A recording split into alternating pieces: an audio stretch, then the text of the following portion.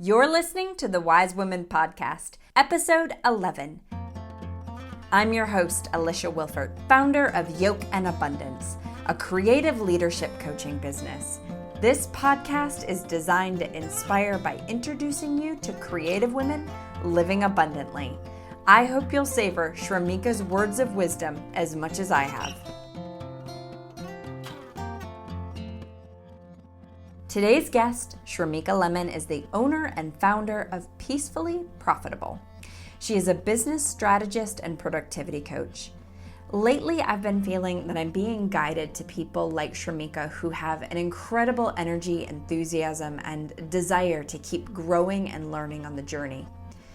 Whenever I talk to Shermika, I feel like I'm talking with a kindred spirit. Shermika's open-mindedness and inquisitive nature make you want to keep talking to her all afternoon. A note about the recording for this episode: I record from my home, and when we sat down to talk, the neighbors were having some work done, and in the first few minutes you can hear the buzz of a saw. It certainly adds a bit of texture to the beginning of the interview, but quickly goes away.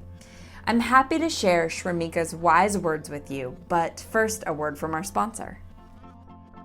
Today's episode is brought to you by Emerge Skin Therapy. Emerge Skin Therapy is one of my favorite local shops in Greensboro. I've been going to Azalea for facials and eyebrow waxings for almost 13 years. In fact, Azalea is one of the first female entrepreneurs that I watched branch out on her own and be successful. She is a champion for our community. Azalea has a magic touch and healing hands and is now using that gift to bring deeper healing to her clients with Reiki energy work. Emerge Skin Therapy also specializes in results-focused skincare treatments and educating their clients so that they have a deeper connection with their own personal skincare needs. Mention the Yoke and Abundance Wise Women podcast for 10% off your next service. Visit emergeskin-therapy.com.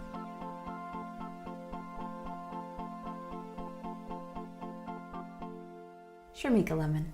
Yes. Thank you so much for being here this morning. Thank you so much for having me. Totally excited about being here and recording this podcast with you.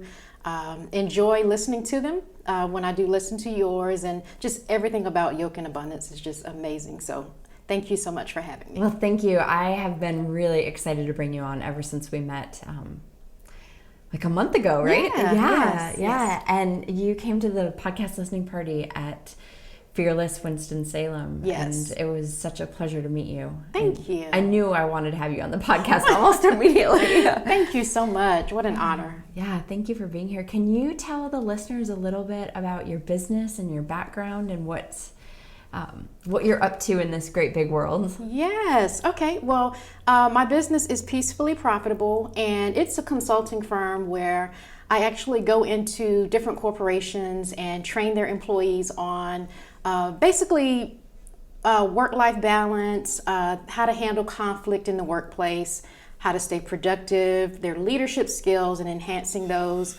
So those types of things is what I do there. I also created a podcast, also called Peacefully Profitable. And it's great. Oh, thank you. Everybody needs to subscribe and listen. Thank you so much. And so I found that in going into these corporations, after each session, I always had someone walk up to me and say, hey, how did you start your business? Or how did you actually get booked to come into my company? Some of the attendees, they would ask these questions. So with that, I created a course for people who maybe entrepreneurs now or want to start a business. And the course is called Expand with Corporate. And in that course, I actually teach how I book these corporate clients, how I get these high-end corporate clients, so that other people will know, like, I don't want to hold anything in. You know, if I have the resources or the tips and strategies to share with someone else, I definitely want to do that. So that's a little bit about me, my business, what I do, and also married with 2 kids, 2 girls, no babies anymore. They're older, 13 and 21. And so, yeah, that's a little bit about who I am. You have a lot going on. A lot going on. It's the way of entrepreneurship, isn't it? Yes. So I love what you just said about you don't want to hold anything in. So creating that course. Yes. About how to get corporate clients. You're basically like, I've figured it out. Here's the key. Absolutely, yes. Pay me and I will show you how to do it. And it's funny how that happened, because when I first started my business, I didn't get the question as much. And I was still like kind of feeling around to figure out what is going to work and what's not going to work. So the minute I feel like I actually figured that out, and I'm still doing that currently, but had a little bit more under my belt, that's where it started to feel like people were coming up to me at the end of these sessions like, hey, I want to do this too. And I saw the passion in their eyes.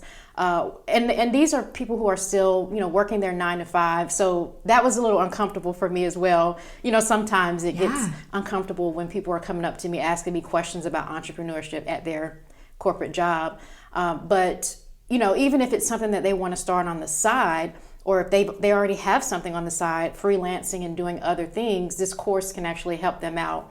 And so because I saw that passion, and because I was also that person before, I said, let me create this course for these people who also want to know how things are done, so just to make it easier for people instead of, going through the process that I went through where it was a little bit harder. I didn't have a course to take. Right. So you just had to figure it out. I had to figure it out, which is a lot of my life. Yeah, we were just talking about Yes. that. And, you started your podcast and you said you've just figured it all out via Google. I figured it all out via Google. I did not take a course on that. I did not ask for any editing help, hire anyone, none of that. And I was okay with that. If you listen to the podcast, you can see where it just kind of gets better each and every episode. The first few, there were some, we stumbled across a couple of roadblocks in those, but I kept it going. It's okay, because I'm not out here seeking perfection in it at all. Our lives aren't perfect. Like, we have those roadblocks in our lives. So that's what I want to exude, the fact that things aren't going to always be perfect. Yes. So you'll figure it out, as you continue on with practice, all of that, you'll figure it out. So it does get better each episode, but the first few, like I said, I just figured it out via Google. Thank you, Google. Yes. And isn't that such a metaphor, though, for all of entrepreneurship and often life too? I mean, you're not going to be perfect coming out of the gate, and if you expect it to be perfect coming out of the gate, then you are going to fail. You're going to fail, yes. And I hear that a lot. I hear a lot of people don't start. They never take that first step because they keep saying, oh, I have to wait until this happens, or I have to wait until I have this amount of money, or I have to wait until I have this support from that person. Those types of things. We're all out here just constantly waiting for perfection, and it's not going to happen that way. You have to take that first step. And something as simple as that podcast, me, buying a microphone, headphones, getting on Skype and contacting guests to be on the podcast with no background or no training in doing so, that was my first step into imperfection. And that's what life is about. We can't continuously wait for that perfect moment. Even thinking that that's going to happen is holding us back from so much. Yes. So much abundance. I love that. Taking the first step into imperfection. Yes, absolutely. I was talking to a friend last night, and he's teaching a class for the first time. And he feels like he's doing a horrible job teaching this class. And I told him, I was like, none of your really good professors that you respected and loved, none of them were great coming out of the bat. Absolutely. They had to get good at it. They had to become. Right. They had to become. That's absolutely right. And one thing you have to be careful with is bringing that negative energy. What you're going to take yourself to the place that your mind is set, where your mindset is. You're going to take yourself to that exact place. So be careful saying that things are horrible, or that I'm not doing a great job. Just be careful with that and say, next time I'll do better. Pick up on what you're doing. Yes, pay attention to what you're doing and how you're doing. Watch it, critique it yourself, but then say, next time I'll do better. Yes. And you will. You'll absolutely do better the next time. And just walk into it, how do you want to feel walking out of it? Do you want to feel like you did horrible? Stop saying those things. You have to walk into it and say, I'm going to do my very best. regardless of what that looks like. It's not, it's not going to look like perfection. It's not going to look like I did everything right. I said everything that I wanted to say, everything that I wrote down, everything that I practiced, all of that, because nerves will kick in. Yes. But you have to walk into it with a positive mindset and just say, I will do better next time. Okay. What's so great about this is what you're talking about is in positive psychology, they teach us that our brains actually have a negativity bias. So our brains are hardwired to focus and obsess on the negative, right? And so what you're talking about is the anecdote to that. So if you're somebody that has a propensity to think about the negative on a regular basis, if you continue to feed those demons, you're going to get more negativity back. Absolutely. That gets a little bit into the law of attraction, but you're giving the anecdote. You're saying just go into it with a positive mindset. And you might have to remind yourself, like, okay, I need to switch off that reptilian part of my brain that's telling me to focus on the negative, because I don't want to live in that. I want to live in possibility. Absolutely. And then you just think back to certain situations of, when you were thinking happy thoughts and when you were thinking negative thoughts, like what was the outcome of both?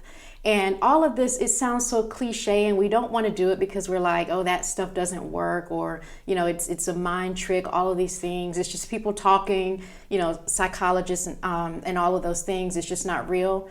But if you really take a moment and really think about it all and actually do it, take what you've studied or take what you've learned and then actually apply it and see what happens. I'm telling you, if you can think back to a time where you thought negatively, was there a negative outcome? I'm pretty sure that's going to be a yes for that, right? And then a time where you actually walked into a place with confidence and belief in yourself that you would do an amazing job. I'm sure that was the exact outcome as well. Yes. So that's why I said our minds are just so powerful. We don't even understand how powerful they are. Yeah. You don't have to speak a word. People say, there's power in the tongue and what you speak. There's also a great deal of power in what we think as well. So it really starts there. And we have to be careful with our thoughts. Yeah, because our thoughts create our words, They do. and our words create our actions. Yes, have to be very, and that was something that I did have to learn myself. I mean, I haven't always been a positive person, a person that always had positive thoughts, because there have been some things that occurred in my life where I'm just like, how could this happen? But I'm here now and ready to take on responsibility that I may have played a part in that, with my thoughts alone. Yes. And now I'm able to fix those things. And now I try to, even with the bad things that may occur, I try to look at, how I could have changed the outcome of what happened, or what can I do now to make it better. Yes. Can you give us an example of a time that before you've evolved into where you are now, that you were in a negative mindset? Okay. And it maybe ended up having an outcome that you didn't really like, and then what you did with that. Okay, I definitely have plenty. But so I have a daughter. She's 21 now. She's a student at UNCG, but she has a ton of things, going on with her that she's beat. She's been amazing, and she's kept that positive mindset. She's never had a negative mindset, but some things that we've dealt with. So from the time she hit kindergarten, she was diagnosed with some developmental delays. So she has some delays. She's been diagnosed with autism. So she's on the spectrum, very mild case of it. She has severe scoliosis. So we were in and out of the hospital when she was growing up, when she was a little younger. But while all of these things were happening, I'm thinking to myself, how did I get here? And I want to get into a part of me being selfish, but while this was happening, I was just like, how did I get here? I wasn't saying things like, how did we get here? How is she coping with it? I'm hoping that she's okay. My thoughts were, why is this happening to me? How did I get in this position? What did I do wrong as a mother? I'm thinking about all these things. So now I can say that those were very selfish thoughts and that it wasn't helping her situation at all. It wasn't that I wasn't concerned with her feelings, but I hadn't grown enough to actually sit back and look at the bigger picture and what she may have been going through internally. Right. And just remember, I said she never had a negative mindset. So I don't know, that may have had a little bit to do with it. She's always been a positive, bright, outgoing person. And so I just always went to me and my negative thoughts and my just not understanding the situation and just wanting to be, just really there for her and just being positive about everything. I'm there now, but I do feel like it took me, I'm not going to say too long, but it took me a while to get to this point. And what flipped it for you? I think just changing the way I felt about myself, and how, I had to figure out, well, did I do something wrong? Am I doing something wrong? I just really had to figure out what the real reason was that God was like putting us through like the things that we were going through as a team. Because again, like I said, it used to be me saying, why am I going through this? I never asked why she was going through it. But now it's like I look at us as a team, and God, He has us going through these things for a reason. And so when I figured out that that's what it was, every day I'm still learning. Every day is a journey with the two of us. Our relationship is growing, all of those things. I have to just be more understanding. Let me use this as an example. So when you're in a relationship and we want all these things, we want our significant other to be all these things. We put, everything on them, all this pressure on them to be our perfect match. And that's what I wanted for her. I wanted her to be that perfect daughter, and everything, it seemed like everything was coming at the both of us and it was going in a totally different direction. And so when I figured out she's unique, she's beautiful, she has her own, her own way of living, her own way of thinking. She's happy with herself, very happy with herself.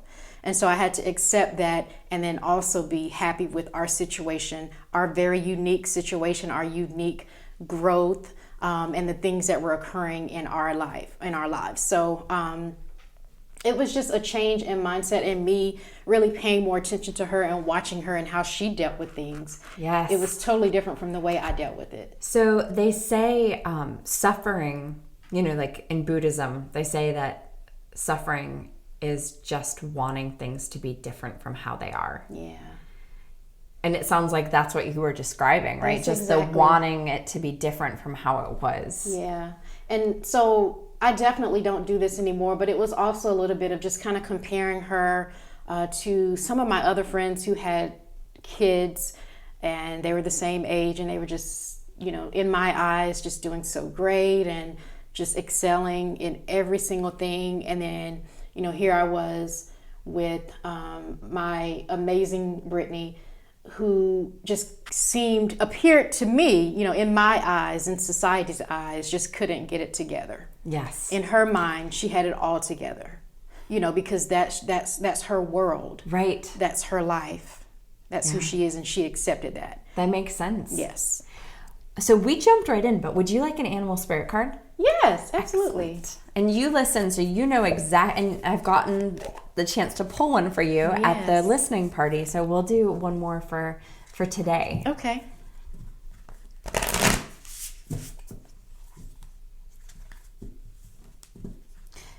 When you saw the deck, when you came to the listening party, did it look like you expected it to look? I think so. Yeah, I didn't have any negative thoughts about it or anything because I know you, so I... Well, if you could put your hands on the cards, take a couple big, deep breaths. And then whenever you're ready with your left hand, because that's the one that's connected with your heart, cut the deck into 3 piles.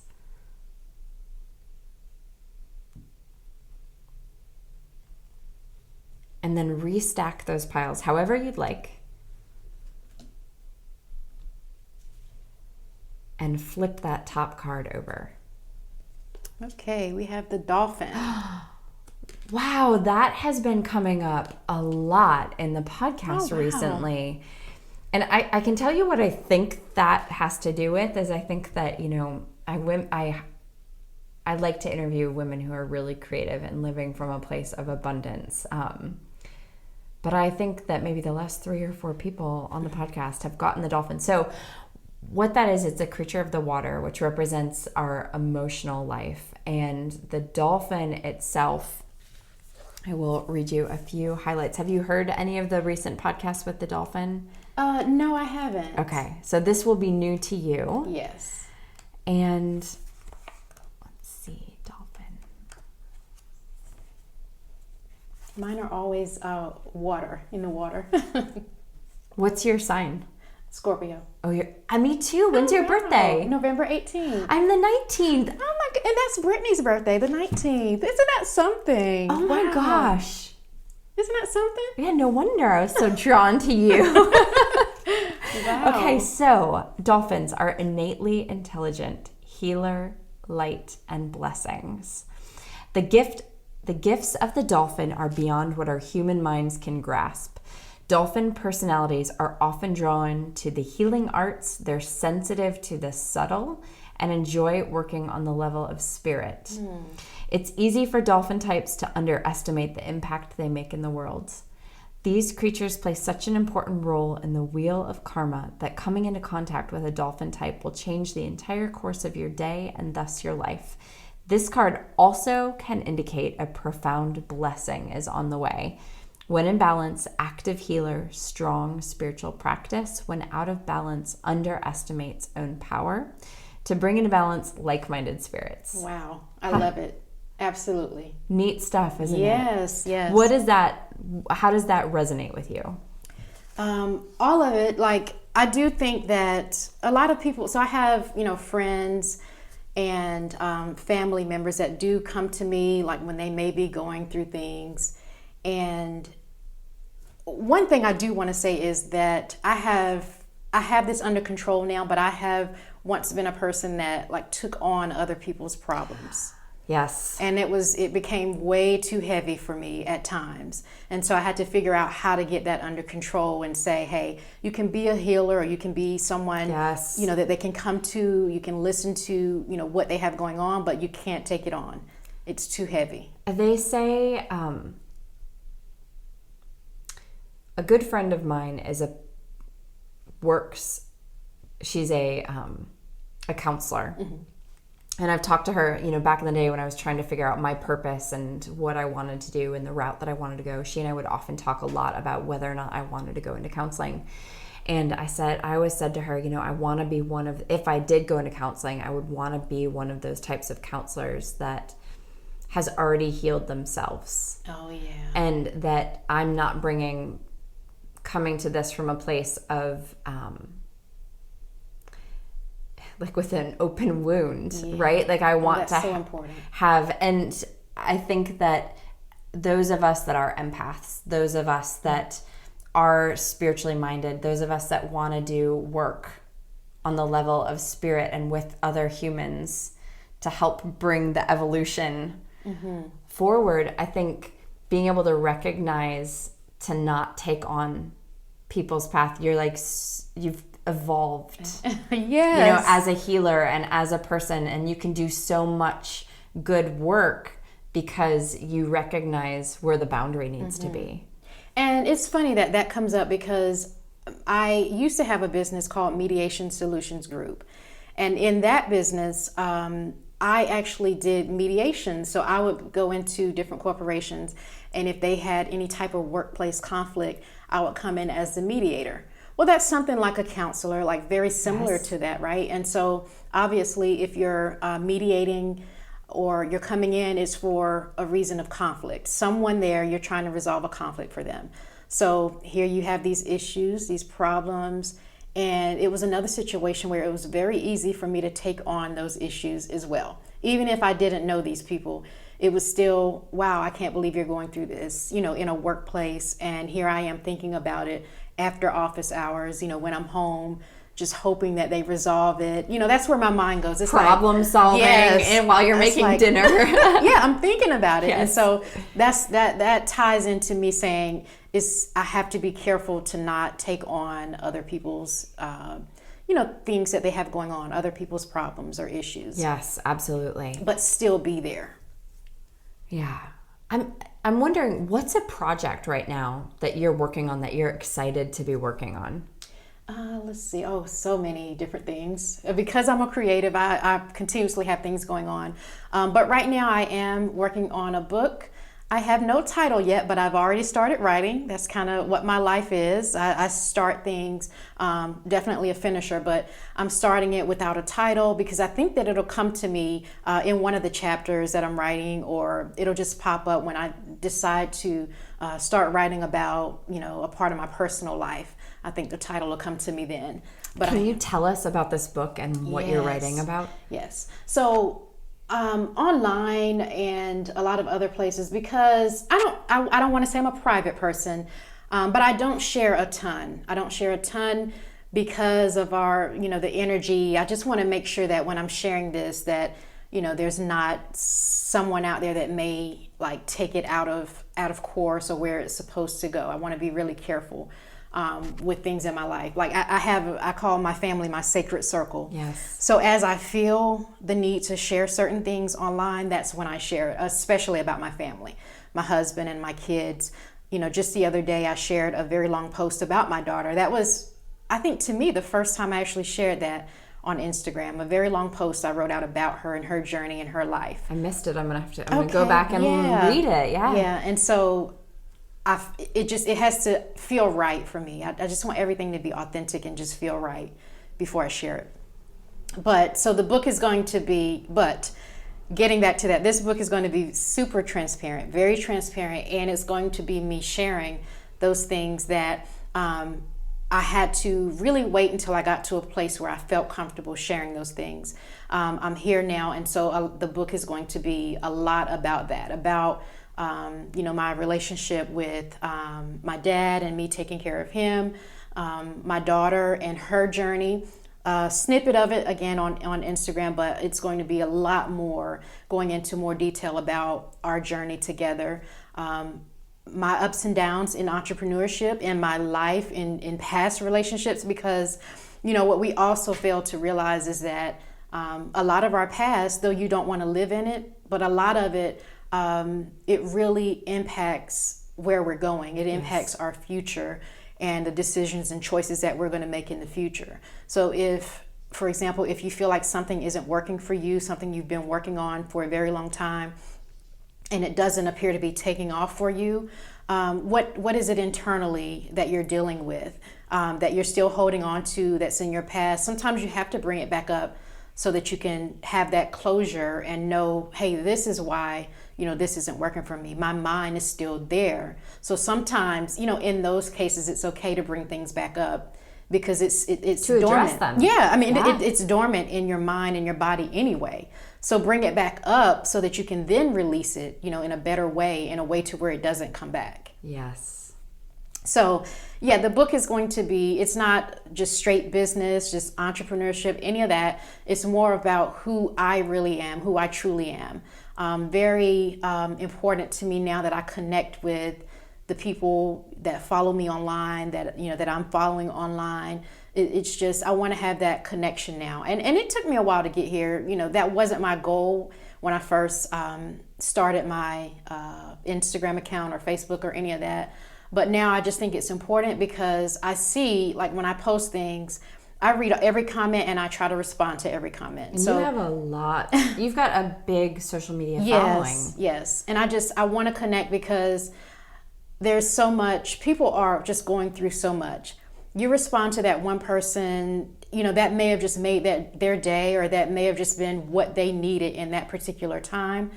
Because I try to post positive things. So normally when people are responding, it's something that they may say inspired them, or I needed this today, those types of things. So I like to take a minute to really respond to everyone because it may be what they need in that moment. Yes. And I told you before we started recording about a new question I want to start asking folks is, what's something you've failed at that you learned from?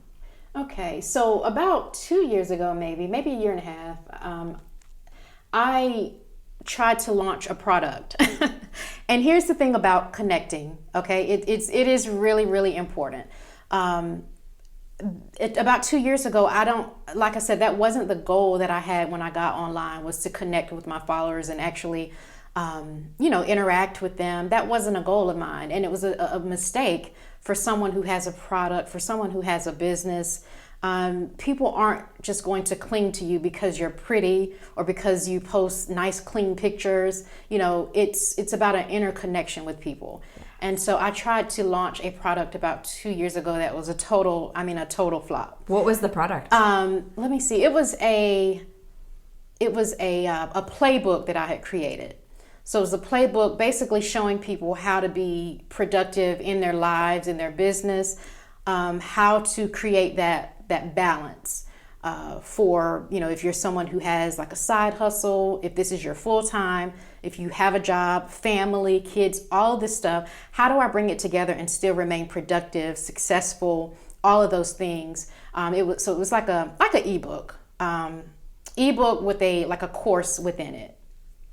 And so it just flopped. And I knew why. At the time, it was just like, wow, I can't believe this, But in thinking about it and now seeing how I handle things and interact with people, like I said, you can throw out a product, and no matter how good it is, if you're not connecting with your audience, with the people that you want to buy, your potential clients, they're not just going to randomly buy your product. People don't get online every day and say, I have to buy Shermika's product. I'm online just for that. No one's online doing that. So, how are you connecting with people to make them even want to buy from you? What are you showing them? It's just very important. Connection is something that I'm learning is truly, truly important. So if you are someone who's launching a product or any of that, don't think that your product is awful. But if you haven't connected with your audience first, it's probably not going to work out the way you want. Right. You won't see the results that you're probably seeking. Have you thought about relaunching? So I don't think I'm going to relaunch that. I actually don't. I took that product off of the website. Now, it did. Once I started connecting, I didn't do a launch, but I kept it under the product section of my website. And then people would actually go on and just purchase it from there. So the launch didn't go well, but as I started, to talk more with my followers, I would notice that everything on the website was selling better. You were developing the relationships and the connections that were important. Yes. Yeah. Yeah. It goes quite a bit back to the Seniek Quote that people don't buy what you're selling, they buy why you're selling it. Why you're selling it. Yeah. And it's, also you have to be clear on, what is it going to actually do for them? How is it going to impact their lives? And how are they going to be different after they've bought from you or after they use your services or your product? It's a lot of things that we don't think about because we really are focused on creating a great product. But there are so many different factors that go into, that come into play when you are creating that product. And one of those things is, what is going to be the impact that it has on, the people that purchase it? How are their lives going to be different? Yeah. It's start with the end in mind, yes. right? Oh, absolutely. Yeah. Yes. So you're leading this perfectly into another question that I want to start asking people on a regular basis. I would love to know what your definition of, you are a creative being. I mean, you are putting so much out into the world in so many different aspects. And the ones that I know about are, business, the podcast, the work that you do. And I'm sure that translates into your personal life as well. What's your definition of creativity? Creativity is when basically you know yourself, you know your reasons, and you know your why. And when you know exactly like who you are and what you are here for, what you are placed on this earth for, it just brings out that creativity in you. So basically being able to deliver, understanding yourself, understanding why you're here, and being able to effectively deliver that message to other people. impact other people with being who you are. And we fail a lot of times because I think, courses and podcasts and books, all of these things are very, very helpful. But we have to be careful how we apply them, right? So, you can read all day and you can listen to a podcast all day, take a course all day, but you won't be able to apply it the way the teacher or the facilitator, or the host applied it to their lives. So be careful just purchasing all these things online and not knowing who you are and your purpose and your why before doing all those things. Yes. We can take the course, but we have to know how to apply it and make sure that it's in alignment with our purpose. And I was going to say passion, but our purpose is very, very much so more important than our passions. I 100% agree with that. Yeah. Is there something that you do to help get you in the mood, so to speak, to create? Like if you are thinking about, if an idea comes to you and you want to work on it, what do you do to kind of like get in the mood? So I like to journal. I have to journal. I write down things that come to my mind. If I'm out in public, I'll use my notes app on the phone, but I like to just journal. And when I say journal, I don't mean like when something comes to my mind, I'm like jotting that down. I mean, I actually journal, and it may not have anything to do with what what I'm thinking about creating. I just go into, this is how my day was, this is what happened. How could I have made that different? Or, I want to talk to this person tomorrow, or I should call her. Like I start thinking about like my life, because a lot comes out in those times. Yes. When the things that we sometimes often neglect because we're so busy, our schedules are just crazy and hectic. Get back to, those things that we don't spend enough time on. So I start thinking about, when people come to my mind, I may write their name down or say, I have to call her, or, I want to get this for my husband. So I journal, and it's oftentimes not about what I want to create. What do you think that does for your creative process? Oh no, because I get back to who I really am as a person. Like all of these things, that I'm writing down, it's me, it's who I am. And so it's going to help me create a more authentic product, or it's just going to help me be in a authentic state of mind, when I'm creating these things. So, yes. So the product that I create, or whatever it is that I'm thinking about creating, it's going to be more of me, and it won't seem, like just this fake project that I want to work on because I see other people doing it. So that's really just something that helps me out, is journaling. I like to write things down. Yeah, that's one of my all-time favorite creativity tools as well. And I'm always curious what people are using to kind of clear their minds and to get into that creative space where they can create. It has to be. I can't think of, like, that was the absolute first thing that came to mind when you asked it, and I can't even think of anything else that comes close to that. Right, I agree. Can't. And it's another one of those cliche things, where people are like, I don't journal, I don't want to do that, but what are you journaling? Like if it hasn't worked for you before, maybe switch that up a little bit of how you're journaling, what you're actually writing and thinking about when you're journaling. So yeah. If you could sit yourself down at any age, grade school, graduating from grade school, graduating from high school, graduating from college, what age would you want to sit down, and what would you tell yourself? Oh, wow.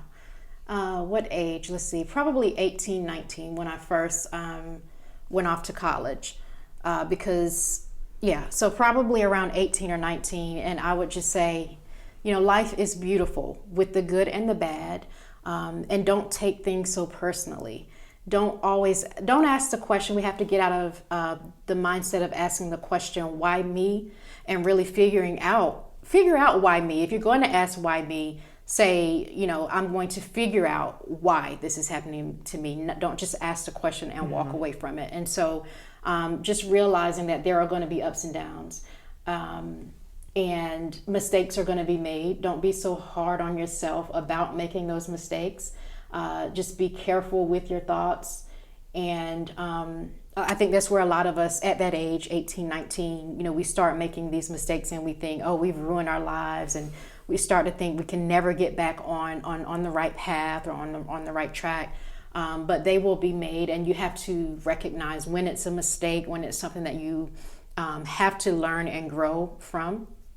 Don't stay stuck in it. Yeah. It's just very important. How are you careful with your thoughts now? Because I know I've been on both ends of it, and so there was never a positive outcome with my negative thoughts. There just isn't. There's no way that can even happen, I don't think. What do you do to interrupt the negative thoughts? I just say, listen, you know where this is going to take you. You know what the outcome is going to be if you continue on thinking this way. And I'm very big on, like, any situation, if there's ever a conflict with me and anyone else, any type of interaction where I feel the energy was off, it's more important for me to figure out if I played a part in that and what that part was, and to figure out how I can fix it. It's more important to me to do that than it is to point the finger and say, you did me wrong or you did this to me. I'm not as concerned with that as I am with fixing myself. Right. So that's really where I am in life right now. Okay, I want to ask you one more question about the advice that you would give your younger self, because I need this advice right now. Okay. How do you learn how to not take things so personally? Oh my goodness, I don't know. It's so easy for me now, and don't get me wrong, it took me a while to get here, but I realized that, again, life is hard for everyone, and people are out here going through things that they never talk about, things that they never share with a soul, and so. Also, because I pick up on energy very easily, with our signs, and that I can almost immediately see that in other people. And so I know that when there's something going on, or when there's a conflict, it's not about me. It's not about me. Yes. It's not about me. And so just really being able to pick up on that energy and know that people are really going through things.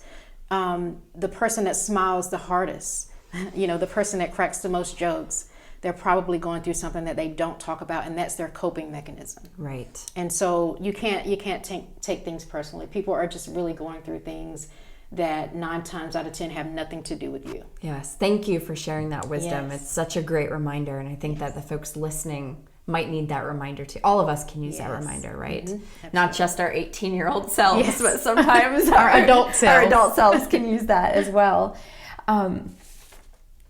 Okay, this is also a little bit of a new question. Okay. Since I'm a coach, do you have any questions about what coaching is, or what you would talk to with a coach?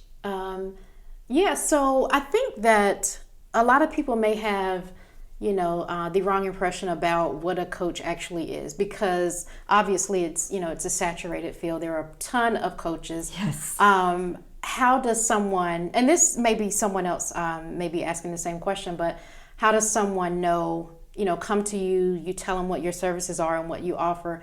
How do you know, and how does that person know that you're going to be a great fit for them and what they need in this season, in this time? That is a great question. I love to have a conversation first with folks and find out. I like to call it a discovery call. Okay. And normally that lasts about a half an hour to 45 minutes. And in that discovery call, we'll find out what the main challenge is that someone is working with. And I like to come at things from a positive psychology perspective as well as a creativity perspective. So those are things that are really important to me. I believe that creativity, if we can get our creative lives in order, I think that is a foundation for all of the other work that we're doing. So I want to make sure that someone's creative life is being nurtured, and that we are putting down fertilizer there. And then what I really want to know is, where do they want to go next? And then if I know where they want to go, then we can start working on that positive mindset that you've just talked so much about. Yes. And can we build on that to get you to where you need to go? And I don't do much, right? Aside from listen, I'm a sounding board. I can brainstorm ideas where you might want to go. But the main thing that I'm doing is holding up a mirror to the things that you're saying, and then asking you what you want to do with that. Okay. And do you know, I think that this is the part of coaching that is needed, I think, before even really starting or getting really deeply into a business. Yes. And this is unfortunately the part of coaching that a lot of people skip. Right. They think, oh, I'll deal with that Yes. later when I make Yes. some money. Yeah. But really, if you don't lay that foundation, you just said it earlier in our conversation, all of that stuff comes up in different ways. So if you haven't addressed that, you're going to find yourself dealing with clients that are having those same problems that you haven't addressed yet, or whatever it is. Yeah. It's arguments, you know. I think that, your type of coaching is very, very important. I think that people need it, and like I said, for whatever reason they skip it because we want to go to the coaches that are going to show us how to make 6 figures and 7 figures before fixing the other things that are going to come back up, like you said, that are going to come back up in that business at some point in time. Yeah. So they're either going to stop us from hitting the 6 figures, or they're going to halt whatever you've built because it rears its head. So true. Oh my. Yeah. Well, thank you for asking that question. Any other questions about coaching that you're curious about? I think that's good. Thank you for asking. You're welcome. How do you live a life of abundance? So I talked a little bit about this in the Wise Women Wednesday post, but I really, like I said, it's okay. Like the bad times, they're okay now. They're okay for me now because I like to grow. You know, I like to just feel like I'm learning something in everything that goes on in my life. So really, I look at, you know, everything good that happens to me and even the bad in the same light. I look at it in the same light now. It's not different. It's just the learning curve or the learning process is a little different. But the situations in itself, everything is really the same. Yes. And really just how you view it. So I live a life of abundance in just knowing no matter what the situation looks like, you know, I have to remember and bring things back to positivity, and that, you know, I'm still here on earth for a reason. Yes. You know, I haven't completed my assignment yet. So I need to focus in on that and not like what I'm considering to be bad. Who said that, you know, certain situations are bad anyway? Who said that? You know, because what's bad to me may not be bad to someone else. It may be the greatest thing that happened to them. You know, so who is marking things as good and bad? You have to be careful with that as well. So I really just live a life of abundance by seeing everything in the same light and just learning as much as I possibly can while I'm here on this earth from every situation. Yes, thank you so much. Yes. I really appreciate you coming to sit down with me. Oh, thank you so much for having me. I hope you were inspired by Shermika's words of wisdom. If you've enjoyed this podcast, head over to iTunes, give us a review, and then remember, sharing is caring. So please share this podcast with a friend who could use a dose of inspiration and wisdom. When you share this podcast, it makes it possible for us to keep bringing wise words your way. Check out our website, yokeandabundance.com, for more words of wisdom, creativity tips, and information about my group and individual coaching programs. A huge thank you to our sponsor, Emerge Skin Therapy, and my wonderful editor and producer, Ira Sterling at Julia Sound Recordings. Remember, every one of us has wisdom within. Keep sharing your words of wisdom because you never know who you'll inspire.